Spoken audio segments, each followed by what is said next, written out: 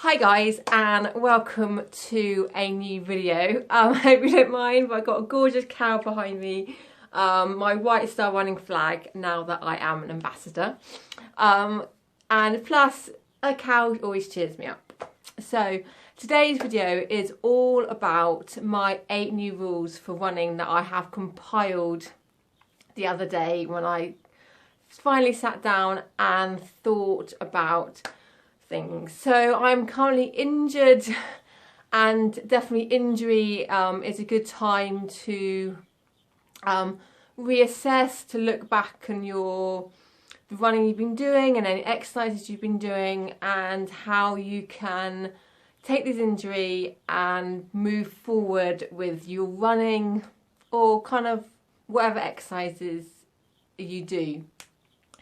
So I took stock of my current injury and decided that I needed to put a plan going forward.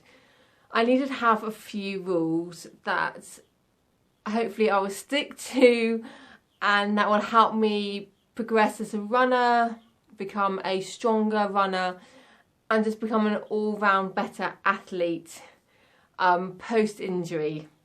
And hopefully these rules as well will help reduce my risk of injury. So I've come up with 8 rules, all pretty simple and pretty short. And I have also asked for each rule the question why. Why is this rule needed, and why is this going to help me in the future?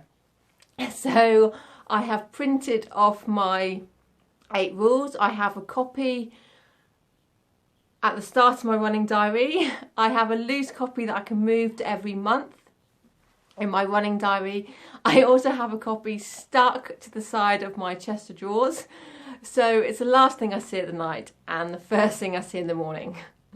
So let's go through these 8 rules. So number 1 is have a plan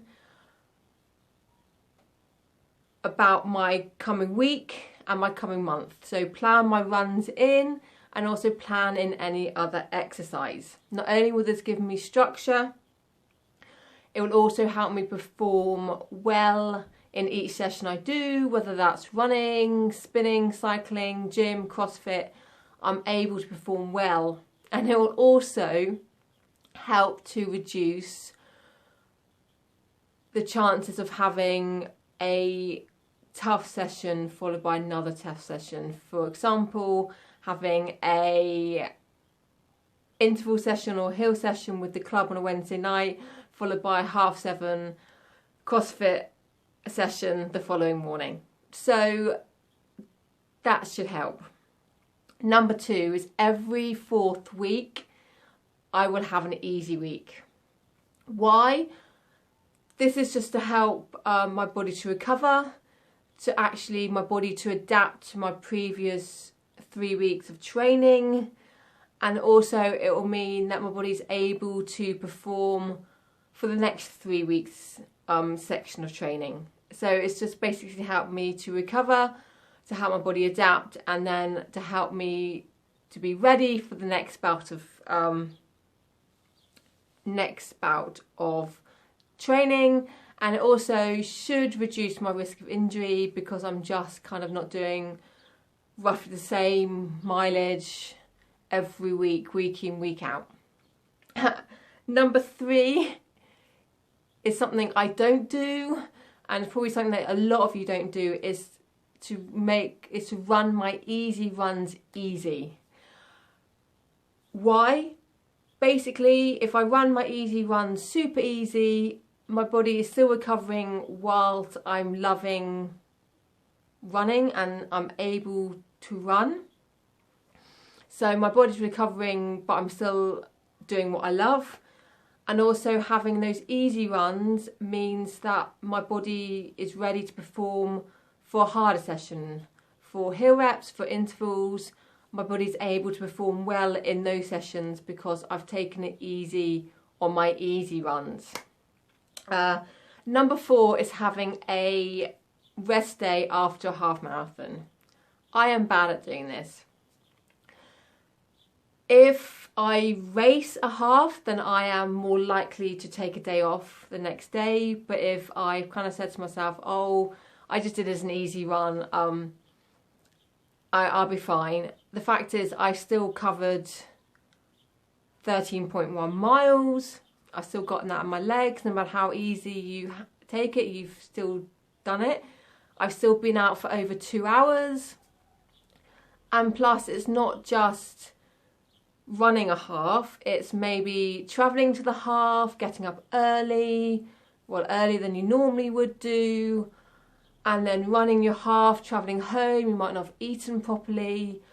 So having a day off after half means that my body can recover, and that it recovers quicker than if I don't take a day off.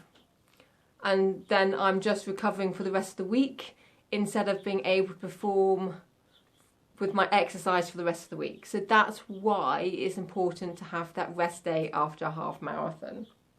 Number 5 is to foam roll regularly. I'm going to say once a week because it is painful and awkward and just, I know it's good for you, but I don't like doing it. Why? If I don't put it in, I won't do it.